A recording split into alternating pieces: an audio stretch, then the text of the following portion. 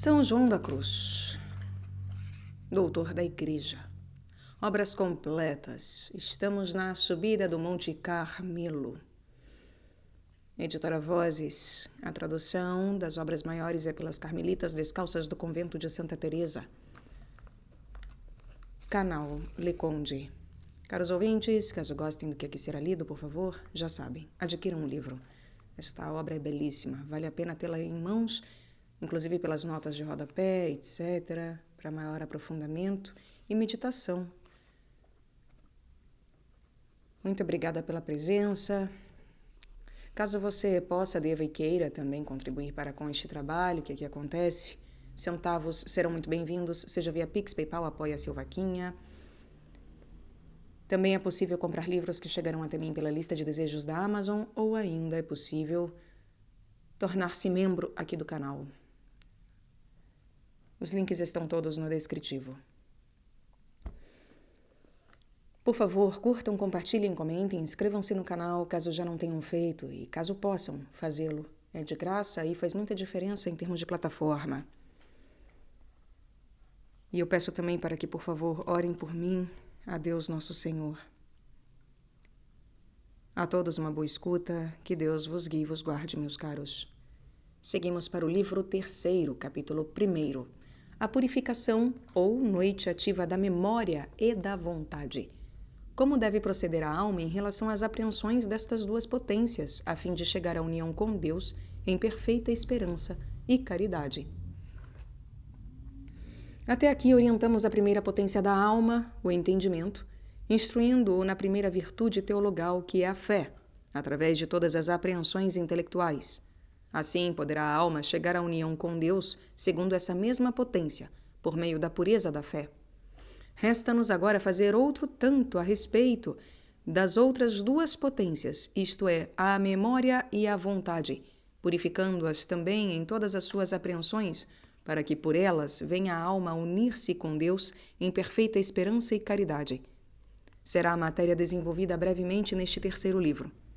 Estando já declarada toda a doutrina sobre o entendimento, receptáculo de todos os objetos apresentados às outras duas potências, muito se facilita o que temos a dizer daqui por diante, e assim não há necessidade de nos estendermos muito acerca da memória e da vontade.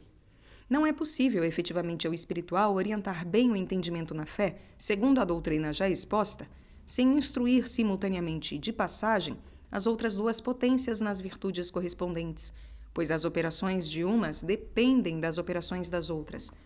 Para continuar, porém, com o plano começado e para maior clareza, cumpre explicar cada matéria particular e determinadamente. Falaremos, pois, das apreensões próprias de cada potência, primeiramente as da memória. Faremos delas a distinção suficiente ao nosso intelecto, tomando por norma a mesma divisão de seus objetos, naturais, imaginários e espirituais. A estes objetos correspondem as 3 espécies de notícias da memória, naturais e sobrenaturais, imaginárias e espirituais. Destas notícias trataremos agora, com o favor divino, começando pelas naturais que se referem aos objetos exteriores. Mais adiante explicaremos as afeições da vontade, com que se concluirá este livro da noite ativa e espiritual. Capítulo 2º. Trata das apreensões naturais da memória, como a alma há de renunciar a elas para unir-se com Deus segundo esta potência. É necessário ter o leitor em vista, em cada um destes livros, o fim que nos propomos. De outro modo, poderão surgir em seu espírito muitas dúvidas, tanto sobre o que já dissemos do entendimento, como o que diremos agora da memória e mais tarde da vontade. Diante do aniquilamento exigido das potências em suas operações, talvez lhe pareça que destruímos o caminho do exercício espiritual, em vez de construí-lo. Isso seria a verdade se quiséssemos instruir aqui apenas aos principiantes, aos quais convém dispor-se gradativamente por meio das apreensões discursivas e perceptíveis. Aqui, porém, vamos dando doutrina para a alma adiantar-se na contemplação até chegar à união com Deus. Para isso, hão de ficar atrás e em silêncio todos esses meios e exercícios sensitivos das potências, para Deus, de sua parte, operar na alma a divina união. Eis por que é conveniente continuarmos com o nosso estilo, desembaraçando e esvaziando as potências, privando-as de sua jurisdição natural e operações próprias. Só assim poderá o Senhor ilustrá-las e nelas infundir o sobrenatural, pois sua capacidade natural não logra chegar tão alto, e enquanto não for posta de lado, só poderá estorvar. É verdade inegável que a alma chega ao conhecimento de Deus antes pelo que ele não é do que pelo que ele é. Necessariamente, pois, a alma, a fim de unir-se com Deus, há de ir não admitindo, e sim negando de modo total e absoluto tudo quanto puder negar em suas apreensões naturais ou sobrenaturais. Necessariamente, pois, a alma, a fim de unir-se com Deus, há de ir não admitindo, e sim negando de modo total e absoluto tudo quanto puder negar em suas apreensões, sejam naturais ou sobrenaturais.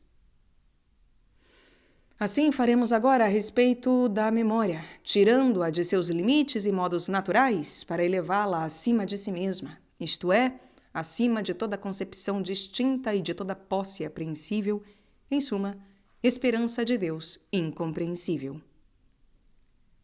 Comecemos pelas notícias naturais. São todas as que a memória pode formar dos objetos dos 5 sentidos corporais, a saber, a audição, visão, olfato, paladar e tato, e todas as que, com a ajuda deles, pode formar e conceber. De todas essas notícias e formas, se há de se desprender e esvaziar a memória, esforçando-se por esquecer a apreensão imaginária que deixam, de tal modo que não lhe fique impressa notícia ou lembrança alguma, mas permaneça vazia e pura, como se jamais houvesse passado por ela, em completo olvido, esquecimento e separação de tudo.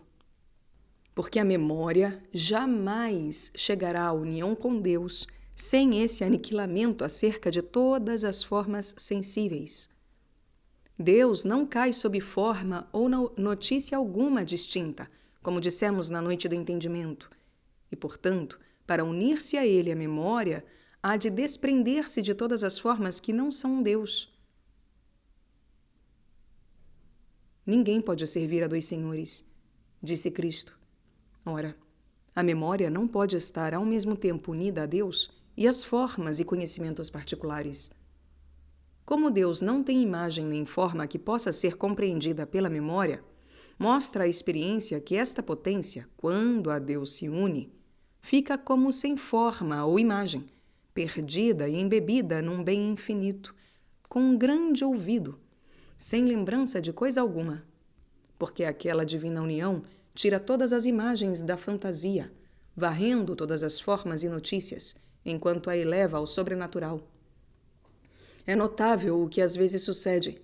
Ao operar Deus esses toques de união na memória, sente-se de súbito uma espécie de vertigem no cérebro, sede da memória, que é tão sensível que parece esvair-se a cabeça e perder-se o juízo e os sentidos. Isto, ora mais, ora menos, conforme for mais ou menos intenso o toque.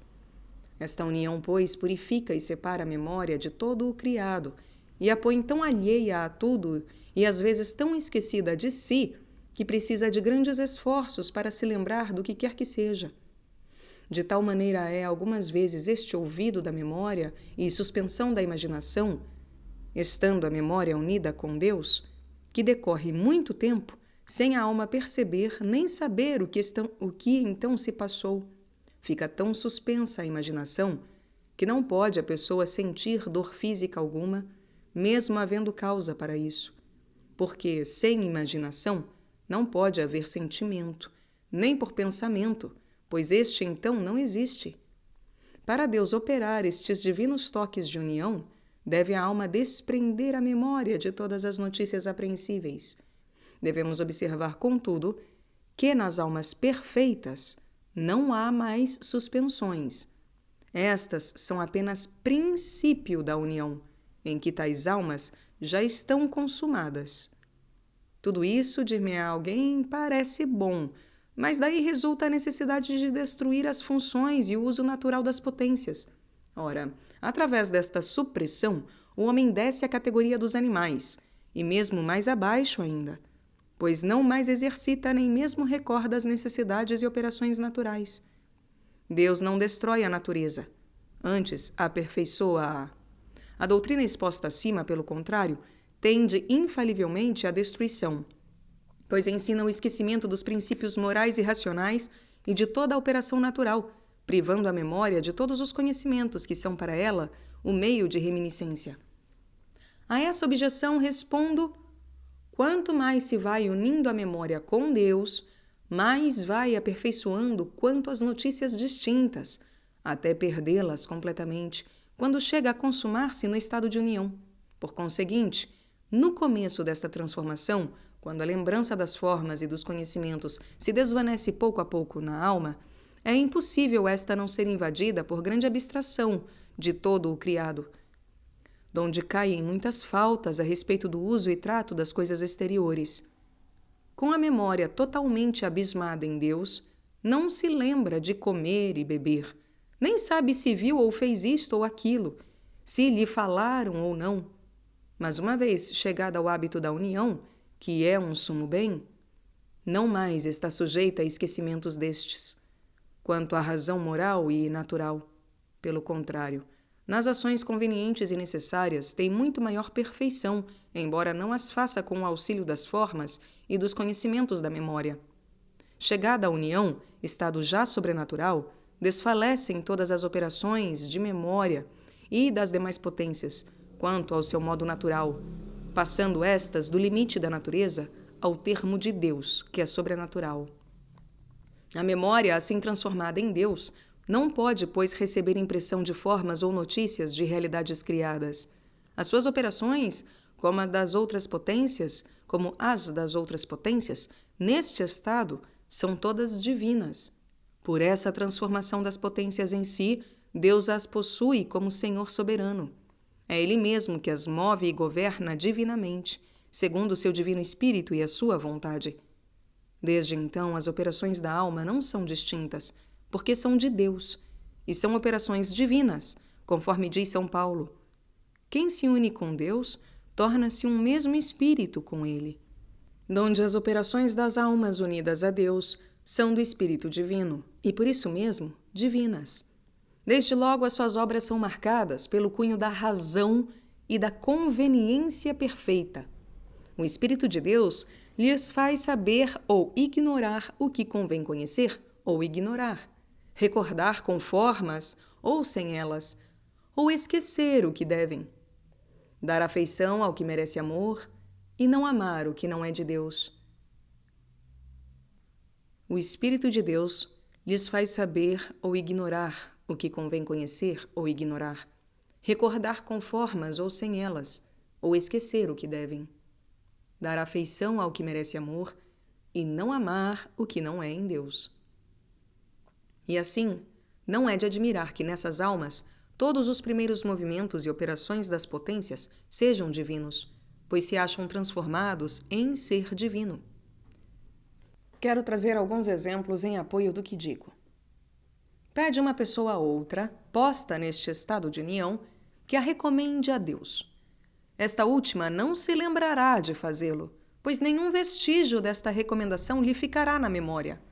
Entretanto, se convém orar por essa intenção, isto é, querendo Deus receber orações pela tal pessoa, inclinará a sua vontade e lhe dará o desejo de interceder por ela. Ao contrário, se Deus não quiser mostrar-se favorável a essa oração, serão inúteis os seus esforços. Não poderá nem terá vontade de orar, enquanto o Senhor fará com que reze por outras pessoas, a quem jamais viu ou conheceu. Só Deus é quem move as potências dessas almas, como já expliquei, para aquelas obras conforme a sua santa vontade e divinos decretos, sem que possam agir de outro modo. E assim as obras e súplicas dessas almas são sempre eficazes. Tais foram as da gloriosíssima Virgem Nossa Senhora, elevada desde o princípio a este sublime estado. Jamais teve impressa na alma forma de alguma criatura, e nem se moveu por ela, mas sempre agiu sob a moção do Espírito Santo. Outro exemplo. Uma pessoa deve atender a tal tempo a certo negócio necessário, de que não se lembrará de maneira alguma. Sem saber como, porém, sentirá na alma um impulso interior que lhe mostrará quando e como deve agir, sem que haja falta. Assim, o Espírito Santo ilumina as almas, não somente em ocorrências semelhantes, mas em muitos outros acontecimentos, embora eles estejam ausentes. Age às vezes por formas intelectuais, outras muitas sem nenhuma forma apreensível, não sabendo a alma ou as almas de onde lhes vem aquele conhecimento. Quem as instrui é a sabedoria divina. Como essas almas se exercitam em nada saber ou conhecer pelas potências, vêm a saber tudo. Conforme dissemos no monte, verificando-se a palavra do sábio, a própria sabedoria que tudo criou, mo ensinou. Dir-me-ão talvez que é quase impossível a alma privar e despojar tanto a memória de todas as formas e imagens, segundo as exigências requeridas para atingir grau tão sublime. Porque há aqui duas dificuldades que superam as forças e a habilidade humana. A primeira é a de desfazer-se da própria natureza, mediante o trabalho natural. A segunda é a de elevar-se e unir-se ao sobrenatural, coisa ainda mais difícil e mesmo, para dizer a verdade, impossível às forças naturais. Respondo que, realmente, só Deus pode colocar a alma nesse estado sobrenatural. Mas, da sua parte, ela deve dispor-se e cooperar com a ação divina, à medida das suas próprias forças. E isto pode fazer naturalmente, sobretudo com o auxílio dado por Deus. Na razão direta dos seus processos, no desprendimento de todas as formas e espécies sensíveis, vai o Senhor estabelecendo-a na posse da união, agindo na alma passivamente. Desenvolveremos este assunto na noite passiva do Espírito. Assim, quando aprouver a Deus e segundo as disposições da alma, acabará ele de dar-lhe o hábito da divina união perfeita. Sobre os divinos efeitos que produz na alma essa união perfeita, seja no entendimento ou na memória e vontade, não falaremos nesta noite purificação ativa, porque não se consuma aqui a união divina. Trataremos deles na noite passiva, mediante a qual se realiza a união da alma com Deus. Agora diremos apenas o modo necessário para entrar a memória ativamente, tanto quanto é possível a sua própria habilidade, nessa noite de purificação. Tenha sempre o espiritual esta cautela. Em tudo que vir, ouvir, gostar, cheirar e tocar, não procure fazer arquivo ou presa na memória. Antes, esqueça depressa. E isso faça com o mesmo empenho com que outras pessoas procuram lembrar, de maneira que não lhe fique impressa na memória notícia ou figura alguma daquelas coisas, como se jamais houvessem existido no mundo. Deixe a memória livre e desembaraçada, sem prendê-la a qualquer consideração, do céu ou da terra, perdida num total olvido, como se não tivesse memória, e como sendo obstáculo para a união, pois tudo o que é natural antes estorva que ajuda, quando se quer usar dele para o sobrenatural. Se as dúvidas surgidas a respeito do entendimento ainda se apresentassem aqui, isto é, a alma nada faz, perde tempo e se priva dos bens espirituais provindos do exercício da memória, já respondi a tudo quando tratei da primeira potência, e voltarei à matéria mais adiante na noite passiva. Não há, portanto, razão para nos determos aqui. Queremos somente advertir que, pelo fato de não sentir logo a alma o proveito dessa suspensão de notícias e formas, não há de desanimar.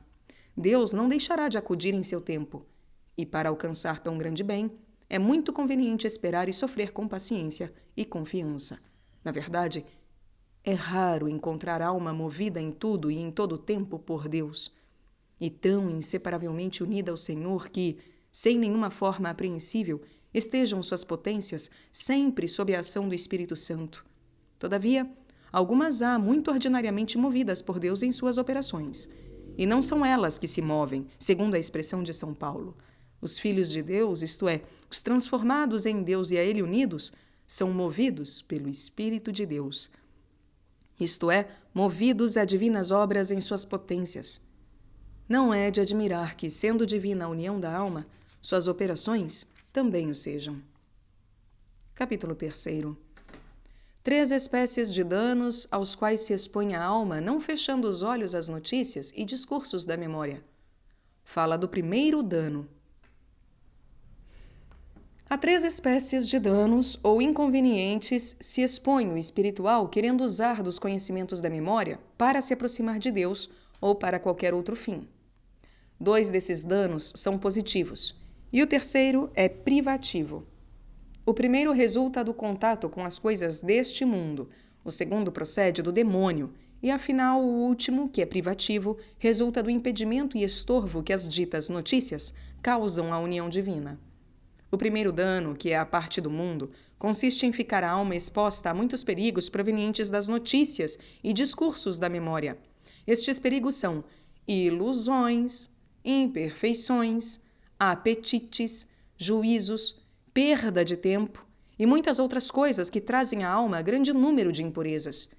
Abrir a porta a essas notícias e discursos é, evidentemente, cair em numerosos erros, expondo-se a tomar frequentemente o verdadeiro pelo falso e o certo pelo duvidoso e vice-versa, pois mal podemos conhecer profundamente uma só verdade. O preservativo contra todos esses perigos é obscurecer a memória quanto ao exercício natural dos seus conhecimentos. A memória também traz à alma, a cada passo, imperfeições.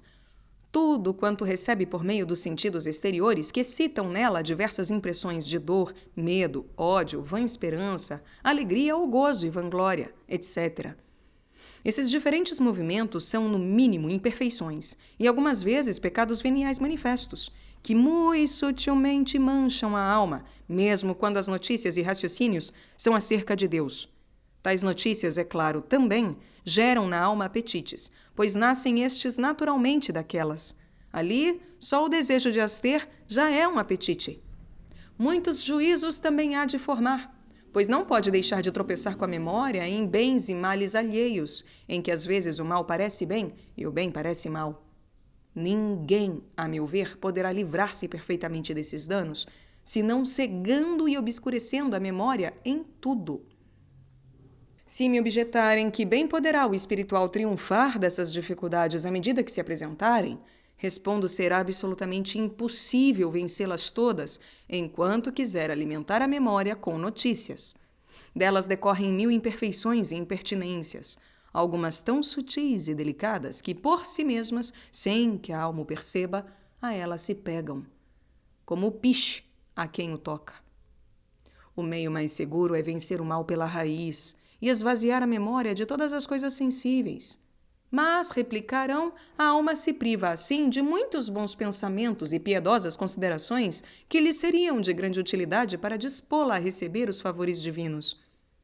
Respondo, para tal, muito mais aproveita a pureza da alma, isto é, estar livre de qualquer afeição de criatura ou coisa temporal, ou lembrança voluntária delas. Do contrário, não deixará de ficar manchada pela imperfeição natural ao exercício das potências. O melhor, portanto, é aprender a conservar em silêncio as ditas potências, fazendo-as calar para que Deus fale. Para chegar ao estado de união, é necessário perder de vista as operações naturais, e só poderá consegui-lo quando, conforme a palavra do profeta, entrar a alma na solidão, segundo suas potências, e lhe falar Deus ao coração. Talvez ainda me digam, se a memória não considerar e discorrer sobre Deus, a alma não adquirirá bem espiritual. E irão logo penetrando nela muitas distrações e tibiezas. A isso respondo, se a memória rejeitar simultaneamente as coisas espirituais e as temporais, é impossível ter distrações ou lembranças importunas, ou ainda pecados e vícios, pois que tudo isso sempre entra por vagueação da memória, donde na renúncia de tudo não tem como nem por onde entrar. Expor-se-ia às distrações se, fechando a porta às considerações e discursos espirituais, a abrir-se aos pensamentos terrestres. Mas aqui a memória se cerra a tudo que poderia trazer tais pensamentos, permanecendo calada e muda. Só o ouvido do espírito, em silêncio, escuta a Deus, dizendo com o profeta, fala, Senhor, porque o teu servo ouve. o esposo dos cantares declarou que assim seria sua esposa. Minha irmã é um jardim fechado e uma fonte selada. Isto é, nada do que é criado nela pode penetrar. Portanto, permaneça a alma recolhida sem cuidado e sem pena. Permaneça a alma recolhida sem cuidado e sem pena. Aquele que entrou corporalmente no cenáculo, fechadas as portas, a visitar os discípulos e dar-lhes a paz, sem que soubessem nem imaginassem como tal pudesse acontecer, entrará também espiritualmente nessa alma, sem que ela saiba como, nem coopere para isso. Basta-lhe ter fechadas as portas das potências, memória, entendimento e vontade. Isso a todas as apreensões. E o Senhor tudo encherá com a sua paz divina, inclinando sobre ela, no dizer de Isaías, como um rio de paz, tirando-lhe todos os receios, dúvidas, perturbações e trevas que antes a faziam temer, se estava ou ia perdida. Não perca o cuidado de orar e espere, em desnudez e vazio, que não tardará o seu bem. Capítulo 4. Do segundo dano que o demônio pode causar à alma por meio dos conhecimentos naturais da memória. O segundo dano positivo que a alma pode encontrar nas notícias da memória vem da parte do demônio. E neste ponto tem o inimigo grande entrada. Pode acumular nessa potência formas, notícias e discursos imaginários, e por tais meios provocar movimentos de orgulho, avareza, inveja, cólera, etc. E também ódio injusto, amor vão e, enfim, de muitas maneiras enganar a alma. Além disso, costuma ele fixar tão fortemente os objetos na fantasia que o falso parece verdadeiro e vice-versa. Em uma palavra, todas as ilusões e todos os males causados pelo demônio entram na alma pela porta das notícias e formas apreendidas pela memória.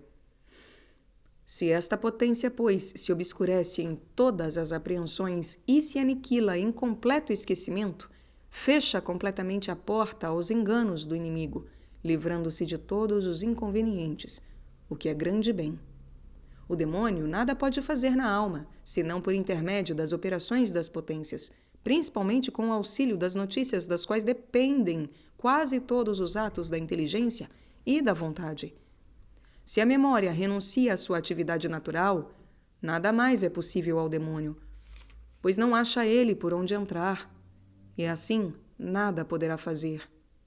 Quisera eu reconhecessem as pessoas espirituais quantos danos lhes causa o inimigo por meio da memória, quando querem usar dela. Quantas aflições, tristezas e vãs alegrias põem em suas relações com Deus ou com o mundo. E quantas impurezas lhes arraiga no espírito. O demônio as afasta e distrai do sumo recolhimento que consiste em ocupar toda a alma segundo as suas potências, no único bem supremo e incompreensível, tirando-a assim de todas as coisas apreensíveis que não são este sumo bem. E mesmo quando não fosse tão grande o lucro deste despojamento e vazio como é para a alma recolher-se em Deus, já lhe seria de imenso proveito livrar-se de numerosas aflições, tristezas e penas, e mais ainda, de imperfeições e pecados. Capítulo 5. Terceiro dano que as notícias distintas e naturais da memória causam à alma. As apreensões naturais da memória causam ainda à alma um terceiro dano, privativo. Estorvam nela o bem moral e privam-na do espiritual. Para compreender primeiro como tais apreensões são obstáculos ao bem moral, é preciso dizer que este consiste no domínio das paixões. O bem moral consiste no domínio das paixões e freio dos apetites desordenados, trazendo em consequência ao espírito tranquilidade, paz, sossego e as virtudes morais. Ora, essas rédeas e freio não podem ser mantidos se a alma não esquece e aparta de si todos os objetos que produzem as afeições. E as perturbações que nelas encontra sempre nascem das apreensões da memória. Olvidando tudo, não há mais motivo para perder a paz, nem ter apetites, pois, como dizem, o que os olhos não veem, o coração não sente. Temos a cada momento experiência disto. Cada vez que a alma se põe a imaginar, fica alterada ou movida, mais ou menos acerca daquilo que pensa e conforme a apreensão que tem. Se é coisa triste e penosa, ficará triste. Se é agradável, tirará dali apetite e gozo, etc. Assim, forçosamente, há de achar a alma perturbação na mudança daquelas apreensões, passando por alternativas de alegrias, pesares, ódio, amor. Não pode permanecer estável num só sentimento, que é o efeito da tranquilidade moral, enquanto não procura olvidar tudo. Logo, as notícias impedem muito na alma o bem das virtudes morais. Claramente se prova, pelo que estamos dizendo, como as apreensões que embaraçam a memória estorvam o bem espiritual, pois a alma agitada, não estando solidamente estabelecida no bem moral, não tem capacidade para o bem espiritual que só se imprime no espírito moderado e posto em paz. Mais ainda, se ela faz caso das coisas apreensíveis, como são as notícias da memória, apegando-se a elas, então não está livre para Deus, que é incompreensível, pois é certo não poder a alma ocupar-se em mais de uma coisa ao mesmo tempo. Para chegar a Deus, há de ir antes não compreendendo que compreendendo, isto é, há de trocar o comutável e compreensível pelo incomutável e incompreensível. Capítulo 6. Proveitos proporcionados à alma pelo ouvido e vazio de todos os pensamentos e notícias naturais da memória. Pelos danos que, segundo declaramos, recebe a alma nas apreensões da memória, podemos coligir os proveitos contrários que o esquecimento e vazio dessas apreensões costumam trazer. Pois, como dizem os filósofos, a mesma doutrina sobre um contrário serve para o conhecimento do outro.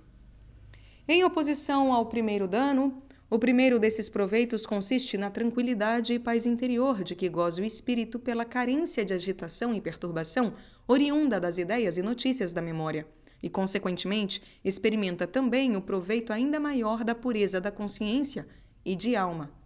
Este estado dispõe admiravelmente para a aquisição da sabedoria humana e divina, e para a prática das virtudes. Contrariamente ao segundo dano, o proveito é ver-se a alma livre de muitas sugestões, tentações e movimentos que o inimigo insinua por meio dos pensamentos e imagens, fazendo-a cair em numerosas imperfeições e até pecados, segundo as palavras de Davi. Cogitaram e falaram maldade. Portanto, rejeitados todos esses pensamentos, o demônio não tem meios para atacar o espírito por via natural. Evitando o terceiro dano, o proveito consiste na disposição em que a alma se põe mediante este ouvido e recolhimento de tudo, para ser movida e ensinada pelo Espírito Santo. Diz o sábio que o Espírito de Deus se aparta dos pensamentos afastados da razão. O Espírito de Deus se aparta dos pensamentos afastados da razão. Ainda mesmo que não houvesse para o homem outro proveito senão de livrar-se de penas e aflições neste esquecimento e vazio da memória, já lhe seria este de grande benefício e vantagem. Efetivamente, os sofrimentos e as agitações que as coisas e sucessos produzem na alma de nada servem, nem melhoram essas mesmas coisas e sucessos. Ao contrário, agravam-nos e prejudicam a própria alma. Davi diz nesse sentido: todo homem em vão se perturba. De certo, sempre é inútil a perturbação, pois nunca traz proveito. Ainda que tudo se acabe e se desmorone e os fatos aconteçam adversamente e ao contrário do que esperamos, de nada adianta a nossa inquietação, antes, com isso, se avultam os males, em vez de serem remediados. A igualdade de ânimo, com paz e tranquilidade, não só enriquece a alma de imensos bens, como também ajuda muito a julgar com melhor acerto nas adversidades, dando-lhes o remédio conveniente. Tinha Salomão a experiência dessas vantagens e desses danos, quando disse: "E eu reconheci que nada havia melhor do que alegrar-se o homem e fazer bem enquanto lhe dura a vida." Por aí nos faz compreender que, em todas as circunstâncias, por mais adversas que sejam, devemos antes nos alegrar que nos perturbar, para não perdermos o maior dos bens, isto é, a tranquilidade e o sossego do espírito, tanto nos reveses como nas prosperidades, conservando igualdade de ânimo. Jamais o homem perderia essa paz interior se de uma parte se aplicasse a esquecer todas as notícias e a deixar todas as suas ideias particulares, e se de outra se apartasse quanto possível de ouvir e ver e tratar com o mundo. A nossa natureza humana é tão facilmente inclinada a cair que, embora bem exercitada na virtude, mal poderá deixar de tropeçar com a memória na perturbação e agitação de ânimo, perdendo a paz e a tranquilidade de que gozara no ouvido de tudo. Isso quis dizer Jeremias. Com memória me lembrarei e a minha alma desfalecerá de dor. Capítulo 7º, do segundo gênero de apreensões da memória, isto é, imaginárias e notícias sobrenaturais. A doutrina sobre as apreensões naturais aplica-se também às imaginárias da mesma ordem. No entanto, convém estabelecer aqui esta divisão por causa de outras formas e notícias que a memória guarda em si de coisas sobrenaturais, tais como visões, revelações, palavras e sentimentos, recebidos por via sobrenatural. Quando comunicados à alma, deixam de ordinário impressas na memória ou na imaginação formas, imagens e figuras, às vezes muito vivas e eficazes. É bom precaver-se a esse respeito, a fim de que a memória não encontre aqui obstáculos capazes de impedir a união com Deus em esperança pura e perfeita. Ora, para obter esse bem, a alma jamais deve refletir sobre as coisas claras e distintas já recebidas por via sobrenatural, com o fim de conservar em si as formas, figuras e notícias. Tenhamos sempre presente este princípio. Quanto mais a alma se prende a uma distinta e clara apreensão natural ou sobrenatural,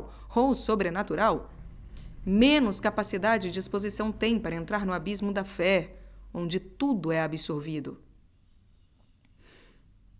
Tenhamos sempre presente este princípio que quanto mais a alma se prende a uma distinta e clara apreensão natural ou sobrenatural, menos capacidade e disposição tem para entrar no abismo da fé, onde tudo é absorvido.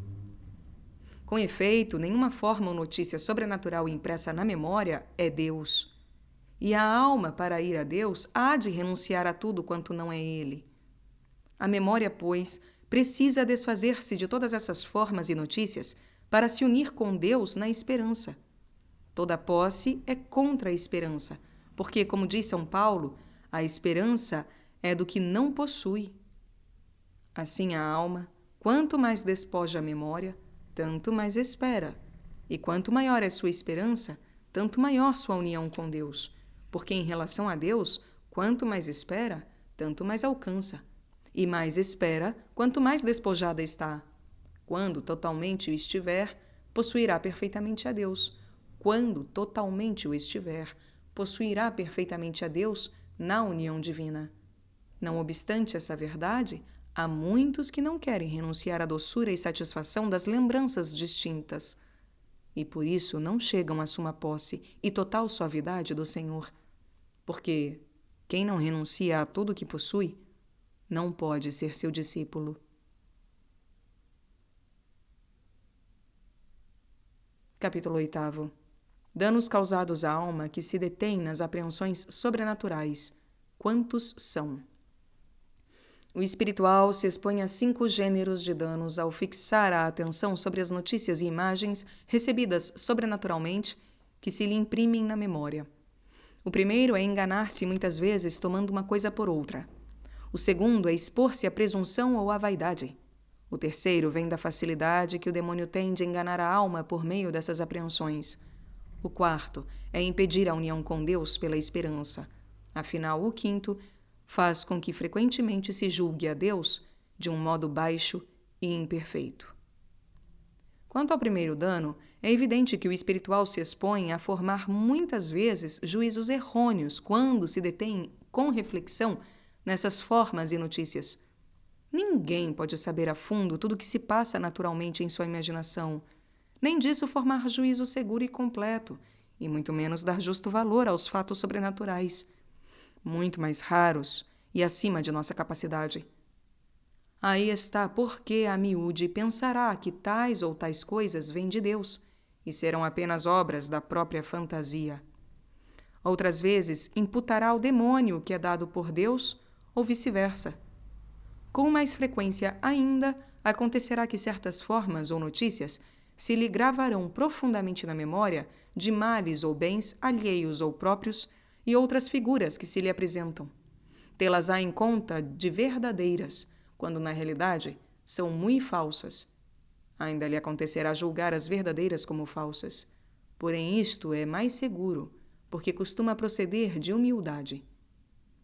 Enfim, mesmo não se enganando sobre a verdade das coisas, a alma poderá enganar-se quanto à qualidade e importância delas, tendo em muito o pouco, e em pouco o muito, ou estimando ser fatal ou tal o que tem na imaginação, quando nada é, e dando, como disse Isaías, às trevas o nome de luz, e à luz o nome de trevas, tomando o amargo pelo doce, e o doce pelo amargo. Em uma palavra, se acertar num ponto, será difícil não se enganar em outro. Ainda que não queira ajuizá-lo, bastará estimá-lo e dar-lhe atenção para, ao menos passivamente, cair em algum dano, se não deste gênero, ao menos de um dos outros 4 que breve declararemos. Para evitar os erros do próprio juízo, convém ao espiritual não querer refletir no que recebe em si, para saber qual foi tal ou tal visão, notícia ou sentimento, nem fazer caso dessas comunicações. Só se ocupe delas para dar conta ao diretor espiritual, a fim de que este lhe ensine a esvaziar a memória de todas aquelas apreensões. Porque tudo quanto são em si mesmas não contribui tanto para aumentar o valor de Deus na alma, como o menor ato de fé viva e esperança, feito na desnudez e renúncia total. Tudo quanto são em si mesmas não contribui tanto para aumentar o amor de Deus na alma, como o menor ato de fé viva e esperança, feito na desnudez e renúncia total. Capítulo 9. Do segundo gênero de danos, isto é, do perigo de se deixar levar pela estima própria e vã presunção. As apreensões sobrenaturais recebidas pela memória são também para os espirituais perigosa ocasião de caírem em alguma presunção ou vaidade, quando a elas se apegam e as estimam. Está livre deste vício quem não as recebeu, pois não vê em si motivo de presunção. Mas quem as recebe facilmente será levado a pensar que é alguma coisa, pelo fato de ter aquelas comunicações sobrenaturais. Embora, na verdade, possam atribuí-las a Deus e dar-lhe fervorosas ações de graças, reconhecendo-se indignos dessas mercês, contudo, costuma ficar no espírito certa satisfação e estima oculta, e daí, imperceptivelmente, nasce muita soberba espiritual. Esta soberba se manifesta pelo desgosto e afastamento em relação a quem não lhes louva o espírito, nem tem em grande apreço as graças extraordinárias, e também pelo pesar que sentem quando imaginam ou sabem que outras pessoas recebem comunicações semelhantes ou mais elevadas. Tudo isso procede da secreta estima e vã complacência, e aquelas almas não acabam de entender como estão metidas na soberba até os olhos. Pensam ser suficiente certo conhecimento da sua miséria, e juntamente com isso estão cheias de secreta satisfação e estima de si mesmas. Julgam-se melhores e mais favorecidas de bens espirituais do que os outros, como o fariseu, que dava graças a Deus por não ser como os demais homens, e por ter tais e tais virtudes, estando na verdade cheio de presunção e vã complacência. Embora não se exprimam de modo tão formal como este fariseu, conservam comumente boa opinião de si. Algumas se tornam, em consequência desse excesso de orgulho, piores que o demônio. Como descobrem em si algumas apreensões e sentimentos suaves e devotos que julgam vindos de Deus, ficam por isso satisfeitas, e acreditando-se muito unidas a Ele. E desprezam as outras almas que não têm aqueles sentimentos, formando delas baixa opinião, a exemplo do fariseu. Para evitar dano tão pestilencial e abominável aos olhos do Senhor, 2 considerações são necessárias. Primeira, a virtude não consiste nas apreensões e sentimentos de Deus, por sublimes que sejam, nem em nada de semelhante que se possa experimentar interiormente. Ao contrário, a virtude está no que não se sente, isto é, em humildade profunda e grande desprezo de si mesmo e de tudo quanto é nosso, bem arraigado na alma. E em gostar de que todos a tenham em nenhuma conta, não querendo valer coisa alguma em coração alheio. Segunda, o espiritual deve advertir que as visões, revelações, sentimentos celestes e tudo quanto pode imaginar de mais elevado não valem tanto como o menor ato de humildade. Esta virtude produz efeitos idênticos aos da caridade, que não estima seus interesses, nem os procura, nem julga a mal senão de si, não estima suas próprias obras, mas só as do próximo. Convencidas, pois, disso, não queiram as almas encher os olhos dessas apreensões sobrenaturais, mas procurem olvidá-las para adquirir a verdadeira liberdade. 10º capítulo. Do terceiro dano ocasionado à alma da parte do demônio pelas apreensões imaginárias da memória. Pela doutrina acima dada, pode-se avaliar e compreender bem os prejuízos que resultarão à alma nestas apreensões sobrenaturais por parte do demônio. Com efeito, pode o inimigo representar na memória e na imaginação muitas imagens e notícias falsas, de aparência boa e verdadeira, e as imprime com tanta eficácia e força, por sugestão, no espírito e no sentido, que a alma não pode senão pensar que aquilo é assim como lhe foi mostrado. Transformado em anjo de luz, fala a crer que está na luz. Até nas comunicações verdadeiras da parte de Deus pode o demônio intrometer-se, tentando a alma de muitas maneiras e movendo desordenadamente os apetites e os afetos, quer espirituais, quer sensíveis, a respeito daquelas apreensões. Se a alma gostar dessas coisas, é muito fácil ao inimigo aumentar os apetites e afetos, precipitando-a na gula espiritual e em muitos outros males. Para melhor realizar seus maus intentos, costuma ele envolver as comunicações divinas em doçura, deleite e sabor sensíveis, a fim de que a alma, melosa e fascinada com esta suavidade, fique cega e repare mais no sabor do que no amor. Ou, ao menos, não tanto no amor. O demônio a inclina a preferir as comunicações sobrenaturais à desnudez e vazio da fé, esperança e amor de Deus. Assim, pouco a pouco, vai ele enganando-a e com grande facilidade lhe faz crer em suas mentiras. Cega, o falso não mais se lhe afigura falso. O mal já não lhe parece mal. As trevas lhe afiguram como sendo luz, e a luz, trevas. Daí vem a cair em mil absurdos no tríplice ponto de vista da vida natural, moral e espiritual. E o que era vinho transforma-se em vinagre. Tudo veio da sua negligência em renunciar desde o começo ao gosto das comunicações sobrenaturais. Como no princípio era coisa pouca, ou não era tão má, não tomou cuidado e deixou crescer esse pouco, como o grão de mostarda, que rapidamente se torna grande árvore. Como diz, um erro a princípio leve torna-se muito grande no fim. Para fugir deste grande dano causado pelo demônio, importa muito à alma não se comprazer nos bens sobrenaturais, pois do contrário irá certissimamente ficando cega e caindo. É próprio do prazer e do deleite cegar, por isso mesmo, a alma, sem a ajuda do demônio.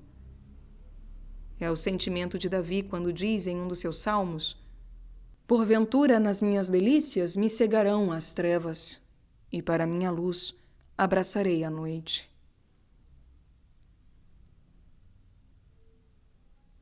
11º capítulo.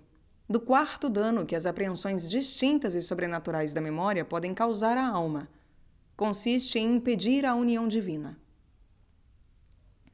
Não há muito a dizer sobre o quarto dano, porquanto tem sido esta questão declarada a cada passo neste terceiro livro, onde provamos como a alma, para se unir com Deus em esperança, deve renunciar a toda a posse da memória. A esperança de Deus só pode ser perfeita sob condição de banir-se da memória tudo que não seja Deus. Como dissemos também, nenhuma forma ou figura, nem imagem alguma natural ou sobrenatural, ou qualquer apreensão da memória, seja celeste ou terrestre, é Deus ou semelhante a Deus. Assim nos ensina Davi nestas palavras: não há semelhante a ti entre os deuses, Senhor. Por conseguinte, querer a memória conservar alguma apreensão dessas é obstáculo para a união com Deus, primeiro porque se embaraça, e depois porque, quanto mais posse tiver, menos esperança terá. Logo, é necessário que a alma fique completamente olvidada e desprendida das formas e notícias distintas de coisas sobrenaturais, para não impedir a união da memória com Deus em perfeita esperança. 12º capítulo. do quinto dano causado à alma pelas formas e apreensões imaginárias sobrenaturais, que é julgar baixa e impropriamente a Deus. Não é dos menores o quinto dano, a que se expõe a alma ao querer reter na memória e imaginação as formas e figuras das coisas que lhe são comunicadas sobrenaturalmente, sobretudo se as quer tomar como meio para a união divina. É muito fácil julgar o ser e a majestade de Deus de modo menos digno e elevado do que convém à sua incompreensibilidade. Embora a alma, com a razão e o juízo, não faça conceito expresso de que Deus seja semelhante a alguma dessas representações, todavia, quando as tem em alta conta, a mesma estima impede de julgar e apreciar a Deus tão elevadamente como ensina a fé, a qual nos diz ser Ele incomparável, incompreensível, etc. De fato, além de tirar de Deus tudo o que põe nas criaturas, a alma, por causa da estima daquelas coisas apreensíveis, estabelece interiormente uma certa comparação entre Deus e elas, que não a deixa julgar nem estimar a Ele tão altamente como deve. Todas as criaturas, celestes ou terrestres, e todas as notícias e imagens distintas, naturais e sobrenaturais, apreendidas pela potência da alma, por mais elevadas que sejam neste mundo, não têm proporção alguma nem podem ser comparadas com o ser divino, porquanto Deus não está contido sob o gênero ou espécie, como as criaturas, segundo ensinam os teólogos. Ora, a alma nesta vida terrena é incapaz de possuir conhecimento claro e distinto, a não ser do que se compreende sob gênero ou espécie, e nesse sentido afirma São João, ninguém jamais viu a Deus. E o profeta Isaías declara que o coração humano jamais compreendeu como seja Deus. O próprio Deus disse a Moisés que não o poderia ver nesta vida. Portanto, quem embaraça a memória e as demais potências com as coisas compreensíveis, não pode ter de Deus o sentimento e a estima convenientes. Estabeleçamos esta simples comparação. Uma pessoa que na presença do rei prestasse atenção aos servos, estimá-lo-ia em pouco, e quanto mais reparasse neles, menos importância daria ao mesmo rei. E embora não tivesse intenção formal e determinada de faltar à devida consideração para com ele, faltaria com as obras, pois a honra prestada aos servos seria tirada ao rei. Não teria em muito alta conta a majestade real, pois na sua presença fazia caso dos servos. Assim faz a alma com seu Deus quando presta atenção às criaturas. Esta comparação é ainda muito imperfeita, porque incomensurável distância separa o ser infinito de Deus do ser finito das criaturas. Todas estas, portanto, hão de ficar perdidas de vista, e em nenhuma lembrança deve a alma pôr os olhos, para poder fixá-los em Deus pela fé e esperança. Caem em grave erro os que, além de fazer caso dos conhecimentos imaginários, pensam que Deus é semelhante a qualquer deles e ainda julgam poder chegar por eles à união divina. Estes tais sempre irão perdendo a luz da fé, único meio para o entendimento se unir com Deus, e deixarão igualmente de crescer na esperança, que é, por sua vez, também o meio para a memória se unir com Deus pelo despojamento de tudo o que é imaginário.